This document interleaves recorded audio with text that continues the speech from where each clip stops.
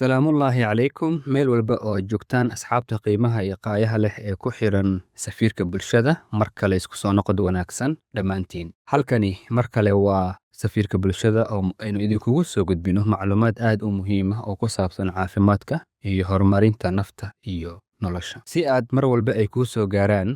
macluumaadkeena waxaan idinku codsanaynaa inaan safiirka bulshada aad saartaan subscribe waa mahadsantihiin maanta waxaa miiska inoo saaran faa'iidada biyuhu ay u leeyihiin noolaha biyuhu waa baahi aad u weyn oo ay u baahan yihiin noolaha saaran oogada dusheeda laga bilaabo bani'aadamka xoolaha geedaha iyo weliba cayayaanka intaasoo dhan marka laysku daro waxaa laysku yidhaahdaa ecosystem mana noolaan karaan biyo la'aanteed haddaba qodobka koowaad 60% jirkeenna waxa uu ka kooban yahay biyo biyahaas ayaynu sii kala saaraynaa 90% sambabkeennu ama sambabadeennu waa biyo 82% dhiiggeennuna waa biyo 75% maskaxdeennuna waxa ay ka kooban tahay biyo qodobka labaad 70% cudurrada wadamada soo koraya waxaa sababo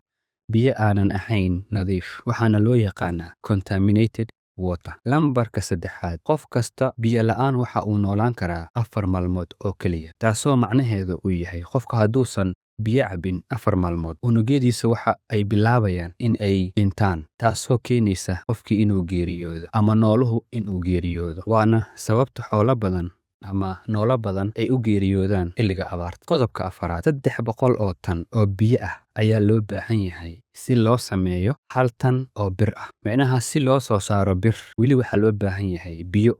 taasoo macnaheedu yahay xadiidka lama samayn karo haddaanan lahaynin biyo qodobka shanaad biyaha ayaa mas'uulka ah heerkulka dhulka macnaha cimilada dunida waxa mas'uulka ah biyo taasoo macnaheedu uu yahay 75% waxaa maamula cimilada adduunka waa badaha qodobka lixaad biyaha ugu nadiifsan waxa ay ku jiraan waa dhulka macnaha waxa waaye waxa ku jira dhulka biyaha ugu nadiifsan adduunka qodobka toddobaad biyaha ugu badan ee dunida dul saaran waa cusbo ama waa dhanaan qodobka sideedaad maadooyinka biyaha ku jira waxa u baahan jirkeenna si ay u sameeyaan ka hortag xaalado khatar ah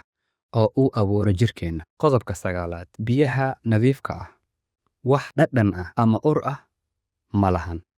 waxa ayna leeyihiin kalar aanan la sheegi karin ama aad bay waxay u yihiin saafi qodobka 10aad 1 trilyan oo biyo ah ayay maalin kasta qorraxdu uumi bixisaa uumigaasna waxa uu noqdaa waa daruuro kadibna isku bedela roob intaas ayaanu ku soo gabagabeynaynaa qaybteennan maanta daawada wixii fariin ama comment ahna hoos